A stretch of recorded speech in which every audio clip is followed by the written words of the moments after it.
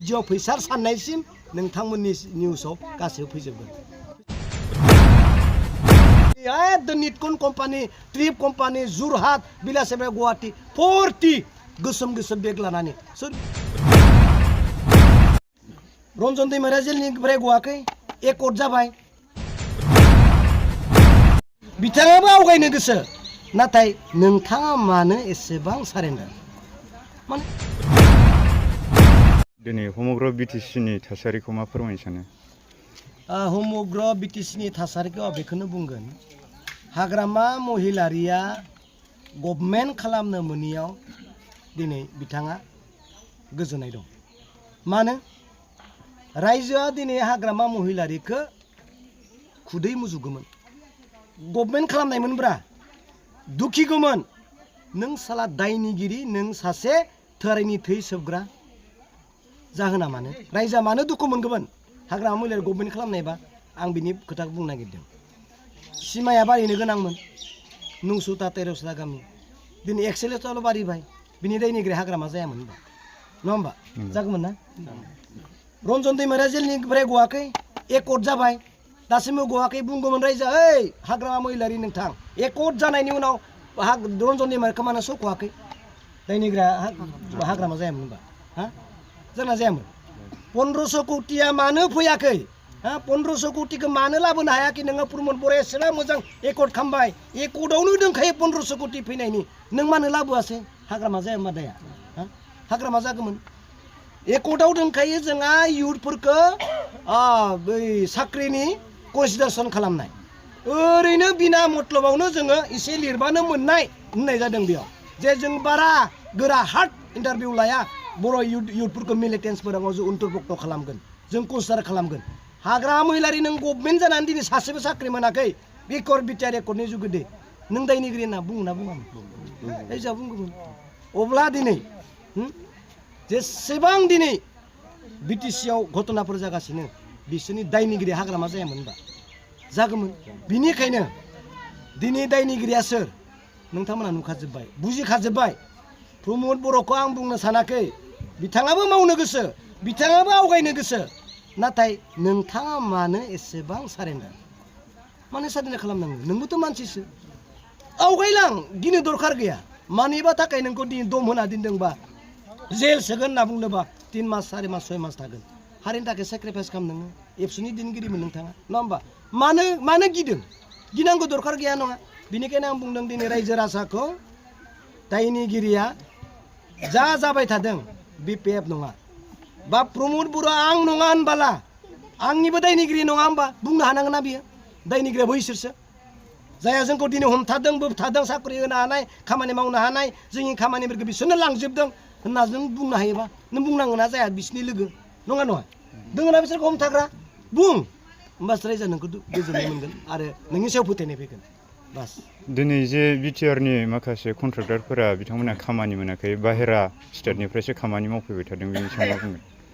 बेखौनो आङो गले गले बुंगासिनो, जे गोजाम थिखादारफोरा जुदि मोनाखैब्ला बुंनांगौ जेबो गैया, नङा होमबा? नाथाय नों जोंबो मोना, लकेलनि मानसिबो मोना, जायफ्रा दिनै एबसुखौ दोनथ'नानै मावना जानो थाखाय ओंखारबाय बिसोरबो मोना, एक्स एनडिबिनि दिनै सुप्रिम सेक्रिफाइस खालामनाय बिथांमोनाबो मोना। नों बाहेरनि मानसिया मोननायखौ जों हयज' खालामनो हागोन होनबा? हयज' करिबो नवारिबो नङा, हाया नङा, हयज' खालामनो हाया। हो मानगोनां बै जायफ्रा दिनै एबसुनि दैदेनगिरि बिथांमोना सुप्रिम सेक्रिफाइस खालामबाय, बिथांमोननो होयोब्ला, बिथांमोना न'खर संसार जानायनि खोथा दं, बिथांमोननो होयोबा जों गोजोनगोन, खारन बिथांनि फैसाया लकेलावनो बाहायजागोन। एनडिबिनि दैदेनगिरिफोरनो हो, जायफ्रा दिनै एक्स एनडिबिफ्रा हालाय हाफाय बिबायना जानो गोनां जादों, बिसिनि न'खरफ्रा दिनै बिफाफोरा जेलाव दासिमबो दङ, मावना जेबो हाया, बिसिनि न'खराव अनुदान हो, जों खुसि मोनगोन। नाथाय नों बिलासिपारानि, नगावनि निटकन company, trip company, जुरहाट, Bilasipara Guwahati 40 गोसोम गोसोम बेग लानानै सोर बिसोरो? सों नोंसोरो प्रमद बर'नियाव बिसोर सोर? बे 110टा खामानिखौ नों मानो होनो हाखो? सों प्रमद बर'नियाव नोंसोरो, नङा होमबा? हुदक प्रमद बर' ताक क्यों दिसे ये काम, কি আছে রহস্য কি আছে सों प्रमद बर'नियाव, मिथिबाय? दिनै जे जिथु सोलायनायनि मुङाव जाख्ल'नाय गैयै सरखार सलायनो होननानै बिथांमोना खुंथाइ गोआव फैदोंमोन, दिनै जे बिटिसिनि समग्र जायगायावनो दुर्नितिल' सोलिदों, बिनि सायाव मा बुङो? दुर्नितिया ओरैबायदि, आं मोननैखौ बुङो, दुर्नितिया गासैयावबो दङ नङा होमबा गासैयावबो दङ थांनाय समफोरावबो लादोंमोन सोरबा आरो दाबो लादों नाथाय बै समाव हाग्रामा महिलारिया 5% लादों होनना सोरबा बुंदोंमोन दा 10% लादों होनना दिनै नोंथांमोना मिडियायाव नुगासिनो दं बेफोरनि जायफ्रा दिनै होनानै फैसा लादों दा गभर्नमेन्टआव थानायखाय रावबो बेखौ बुंथ'वा जेब्ला गभर्नमेन्टनि फैसाया जोबनोसै मार्चनि उनाव नोंथांमोननि मबाइलाव गासैबो भिडिअ रेकर्डनिफ्राय लानानै भिडिअ फैसा साननायसिम नोंथांमोननि निउसाव गासैबो फैजोबगोन फैसा मोनबावनांगौ ना दा এতিয়া নকয় কিমান পইচা লাছে सोर लादों किमान कोने किमान लैसे 5% कोने लैसे सोर 10% सोर 7% सब गासैखौबो फैबाय थानायफोराव बिटिसिनि जौगाथायनि सायाव साननांगौब्ला बबे पार्टिखौ देरहाहोनाया मोजां एक्जेक्टलि जों दिनै बै समाव जेसेबां मावबोदोंमोन बेखौ रायजोआ मेगनजों नुदों आरो दा मावनो नागिरदों मा मावबाय थादों बेखौ नुदों बिनिखाय नों जुदि गासैबो खामानिखौ गावबो मावनो हाया गुबुननोबो हरजोबनाय सरकारखौ रायजो नांगौ होनबा नाङा बिनिखायनो हाग्रामा महिलारियानो जुदि मोजां होनना रायजोआ बुंबायब्ला बेखौ रावबो दिनै लाखिनो हानाय नङा रायजोफोरखौ मेनेज खालामनो बेकार सेंग्राफोरखौ खामानि होनो आरो फरेस्टखौ बासायनो थाखाय बिथाङा मोनसे प्रप'जेल होदोंमोन जाय प्रप'जेलखौ आसाम सरकारा डिलेट खालामनानै नोंथांनि बे फरेस्ट प्रटेक्शन फर्सनि जायगायाव जोङो निउलि बेटालियन सोनानैसो जोङो बेखौ संरैखा खालामगोन होननानै डिलेट खालामनो हादों दाया सोरनि नङा होमबा बिटिसि गभर्नमेन्टआ मानो नांनो हायाखै मानो बुंनो हायाखै नङा जोंसो बेयाव बड'लेण्ड प्रटेक्शन फर्स जों बानायगोन जोंनि हाखौ जों बासायगोन मानो आसामखौ बुंनो हायाखै दिनैसिमथ' बिथांमोननि बुंनाया गैया